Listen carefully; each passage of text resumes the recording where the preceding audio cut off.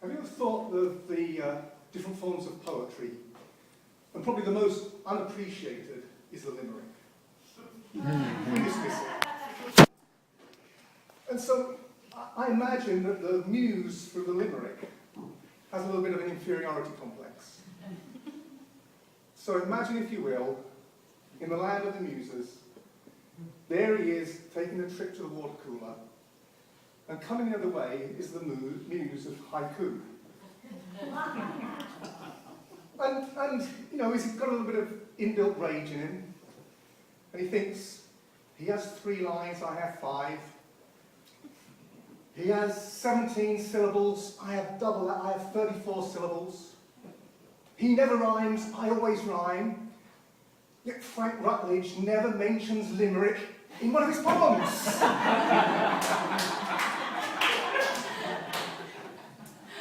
So he gets to the water cooler, and this is the conversation that ensues. He opens the conversation.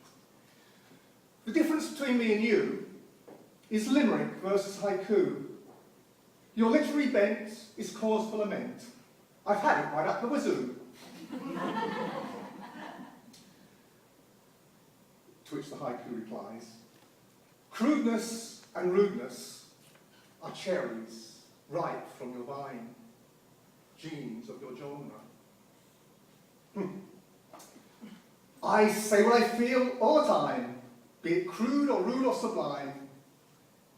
I run at full tilt with no sense of guilt, yet always with metre and rhyme.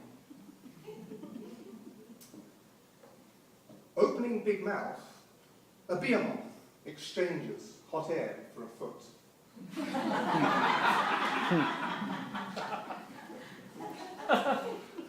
Your humour attempt is a flop. For sanity's sake you should stop. Your syllable count is half my amount. You've nothing that I want to swap. Your rhyme is a cage. Do you not yearn to be free, to soar like a lark? I learn to be me, nothing less, and rhyme is the gem I possess. 'Twould be a dark day to strip it away and stand in a state of undress. New gems germinate. When winter waltzes with spring, naked limbs blossom. Hey, don't fix what ain't broke, that's plain wrong. Why mess with what's worked for so long? Would you rearrange or anyway change the words of your favourite song? Verse has evolved. Rhyme is an elephant's tail, a mere appendage. Huh. An insult at last you unveil, you call me an elephant tail. Then my point of view is looking at you. You're the dung whose smell I inhale.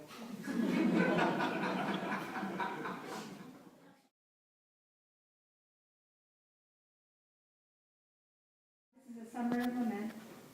Oh, hurry, summer, make haste with your heat, in which the heavy, moist air breeds irritability and frighteningly long electric bells. For my body aches for long-sleeved shirts and the smoke from a campfire to perfume my hair, and to see our breaths seep into the night sky as we exhale into the cool autumn evening.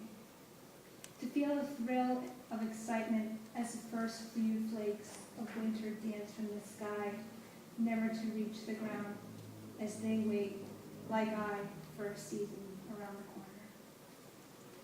Next one is drip, drip, drip. A constant in my dreams, a faucet with a drip.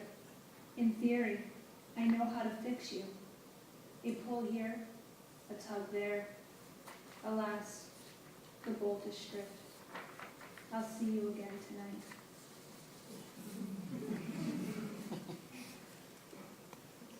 This one's titled The Stone. Sometimes you cross my mind, a flicker as soft and as fast as the wind. I wonder what could have happened, what should have happened. Your last breath crossed your lips too soon. I wonder, now that it is too late, if I stood by your side, would your name not be forgotten? Or would you have carried me down with you, as heavy as a stone? This next one's untitled. It's a rare title for a poem, I know. Move, beautiful baby bird, you left your nest to follow the wind. Now home is lost beneath the canopy below. Too soon, perhaps, not for you, but for me. And now all I have is the mist that came when you went away. What's wrong, dear? Said our vows, now it's time to follow through. You say you're unhappy, dear. What's the problem? My heart's not so fickle, you should know. If it's a scenic change you need, I'd learn a new address. If it's a career change in your future, and the fish were a calling, honey, I'd pick up that shovel and dig until a pond appeared.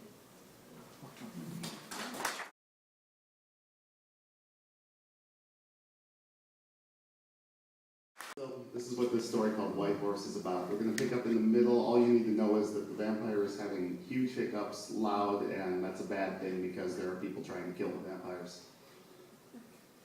Pineapple, Julian said. Pineapple, pineapple, pineapple.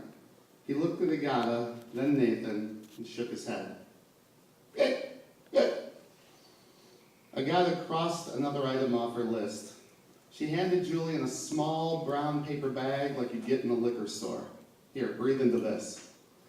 Julian did as instructed, blowing out and inflating the bag, then sucking in until his face soured.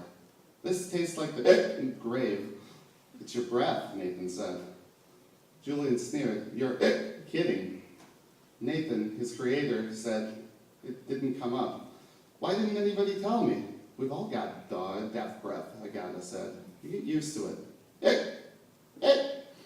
He respirated twice more with the bag, then dropped it. This isn't working either. We're not done yet. Agata scanned her list. Do we have any bourbon? Nathan smirked. We're going to get him drunk? It said here to try a shot of straight bourbon.